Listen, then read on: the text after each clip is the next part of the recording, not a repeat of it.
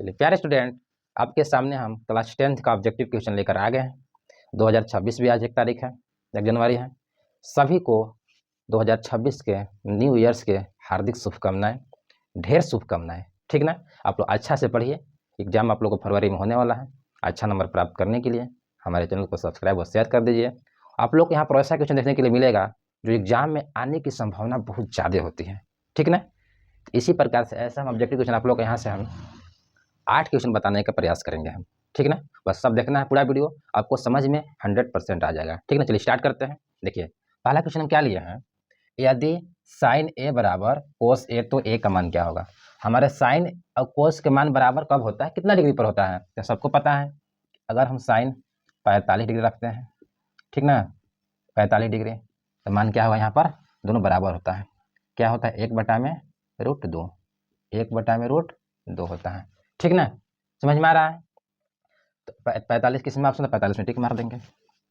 अगला क्वेश्चन क्या है, प्रथम 3 सम संख्याओं का माध्य ज्ञात करना है। सम संख्या कितना से होता है, 2 से स्टार्ट होता है, 2, 4, 6, 8 इस टाइप का। और विषम संख्या 1, 3, 5 जो 2 से नहीं कटता है, और सम संख्या जो 2 से कटता है। ठीक ना?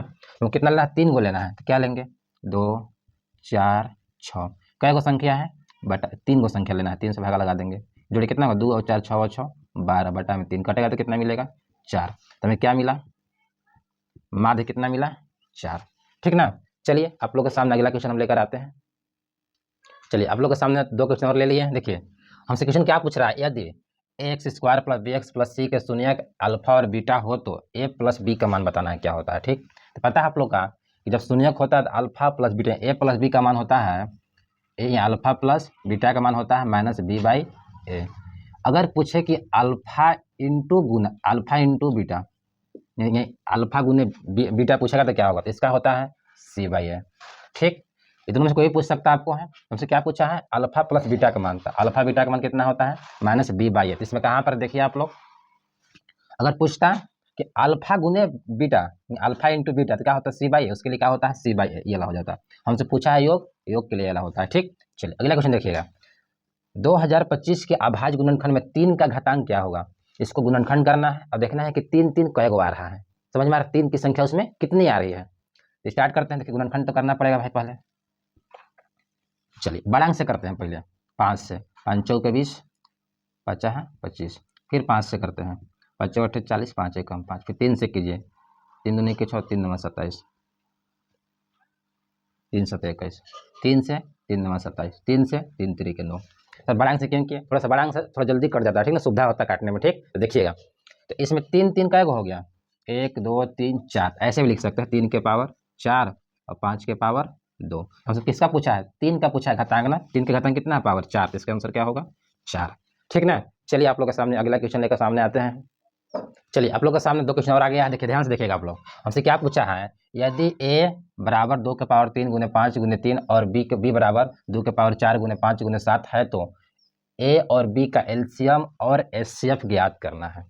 हमें a और b का क्या ज्ञात करना है, एलसीएम और एचसीएफ। कैसे ज्ञात करेंगे सर, देखिए एलसीएम कैसे ज्ञात करेंगे, समझिएगा ध्यान से। ये दोनों संख्या में a बराबर क्या दिया हुआ है, 2 के पावर 3 5 3, और b बराबर क्या दिया हुआ है, 2 के पावर 4 5 7।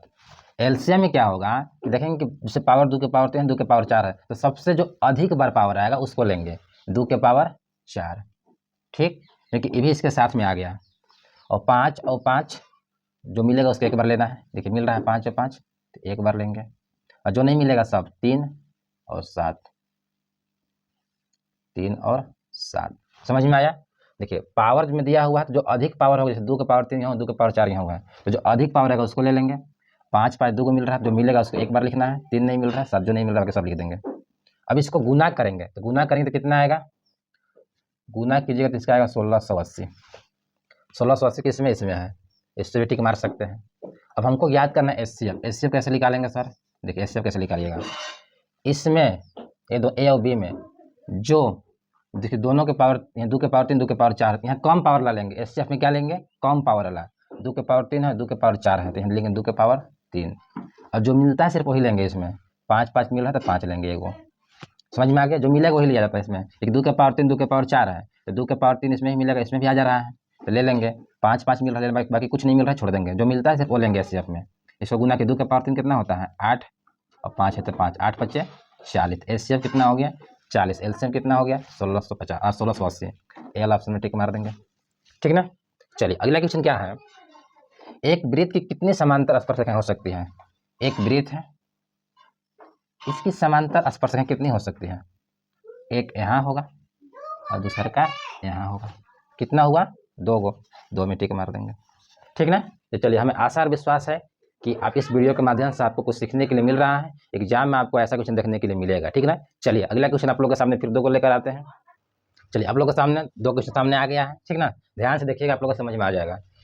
120 को अभाज्य गुणनखंड के गुणनफल के रूप में लिखना है, इसको हमको क्या लिखना है गुना के रूप में लिखना है।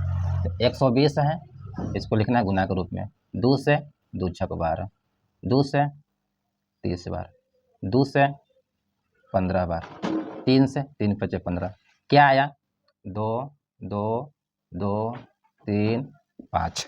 इसमें मिला ऑप्शन में कौन है 1 2 3, 2 2 को 3 गो है, 1 3 1 5 है, तो पहला ऑप्शन इसका होगा।